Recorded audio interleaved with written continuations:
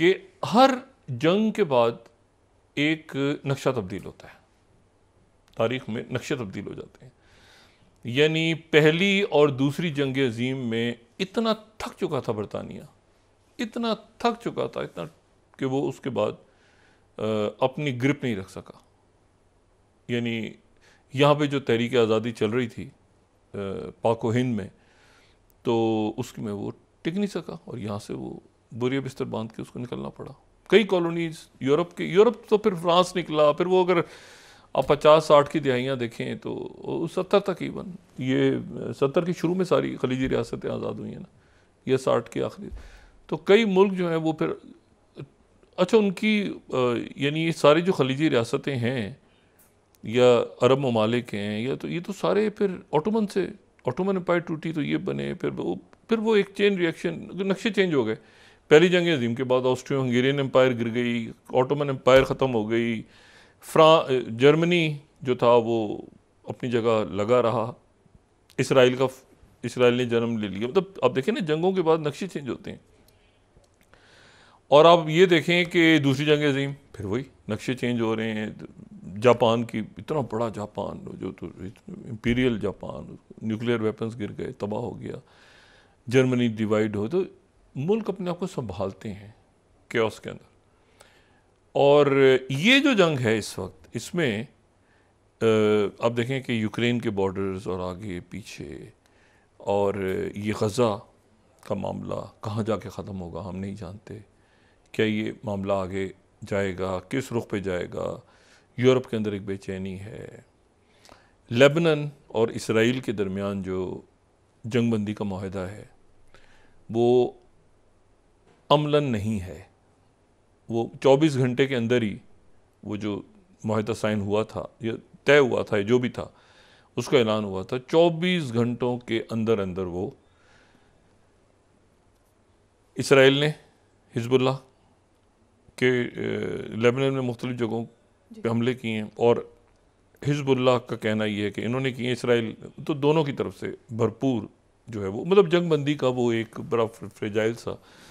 पहले ही था माहिदा, लेकिन वो अमलन अब टूट चुका है। मेरे ख्याल से आगे आने वाले दिनों में मज़ीद टूट जाएगा। और वो इसलिए अपनी जगह नहीं टिक पाएगा क्योंकि असल जो मामला है वो ये है कि गज़ा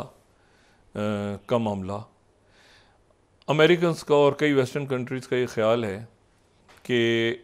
इस वक्त चूँकि याह्या सिनवार भी नहीं है और वहाँ पर हमास की क़यादत भी नहीं है, और अरब ममालिक जो हैं वो भी एग्जॉस्ट हो चुके हैं, कोशिशें कर करके कि किसी तरह ये सीज़ फायर हो जाए। और जो है उधर हिजबुल्लाह सबसे बड़ी मजबूत, जिसने सैयद हसन नसरुल्लाह, सबसे बड़े अलाइद तो वही थे ना जो साथ खड़े हुए थे गज़ा के साथ और हमास के साथ, तो उन वहाँ इतना नुकसान हुआ है और इतनी शहादतें हुई हैं कि वो उसके नतीजे में अब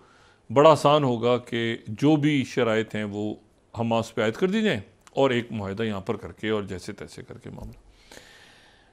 लेकिन ये मामला इस तरह हल नहीं होने जा रहा, ये मैं आपको बताऊँ, इस तरह हल नहीं होगा।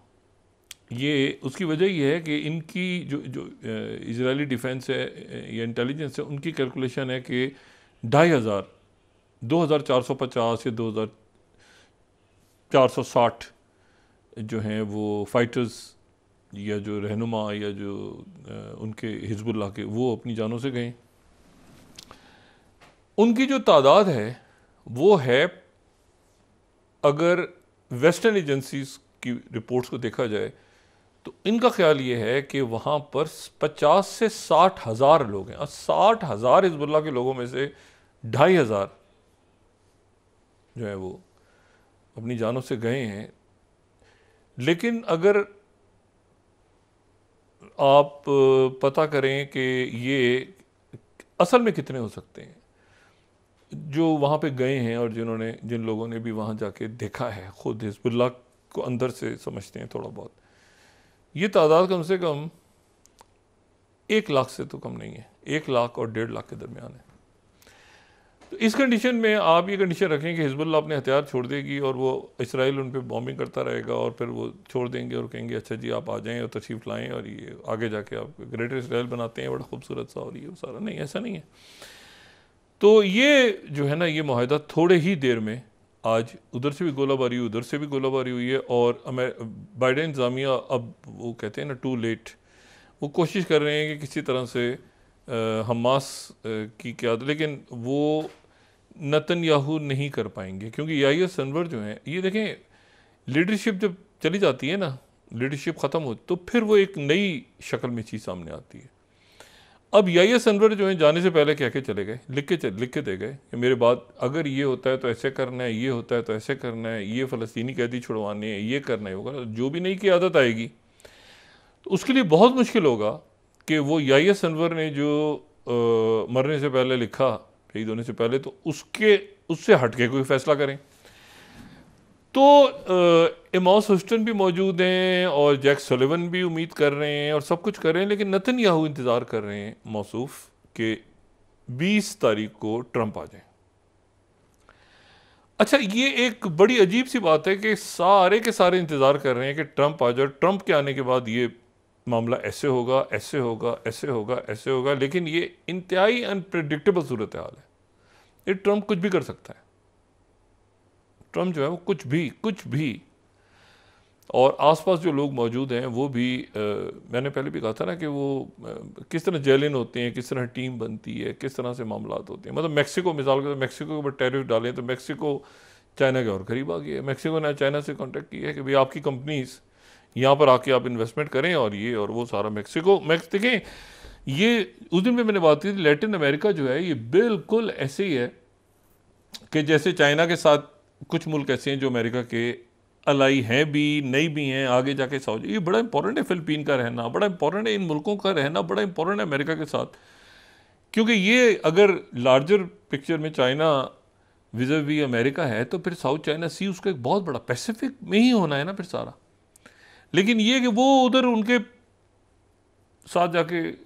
लैटिन अमेरिका में चाइना बैठा हुआ है। एनीवे,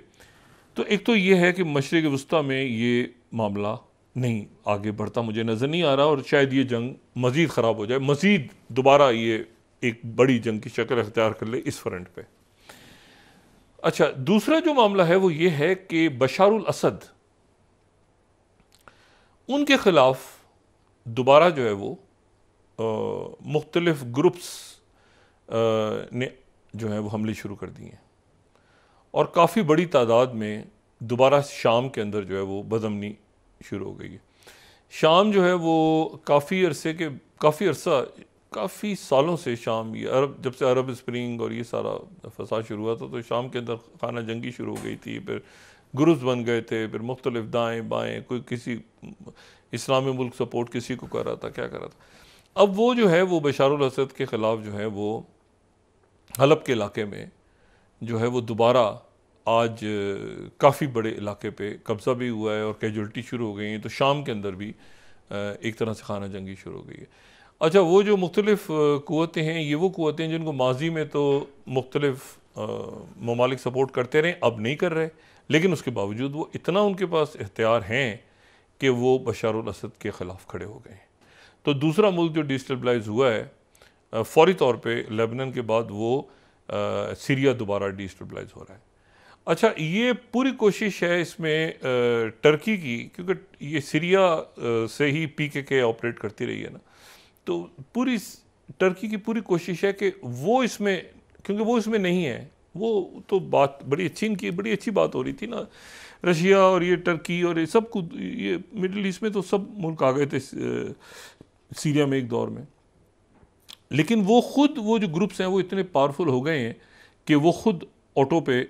उन्होंने जो है बशारुल असद की सीरिया को डिस्टेबलाइज करना शुरू कर दिया। और एक तासुर यहाँ पर ये उभर रहा है कि क्या वो जो ग्रुप्स हैं, मिलिटेंट ग्रुप्स, जो भी ग्रुप्स हैं जो बशारुल असद को डिस्टेबलाइज कर रहे हैं, क्या उनका ताल्लुक इसराइल से?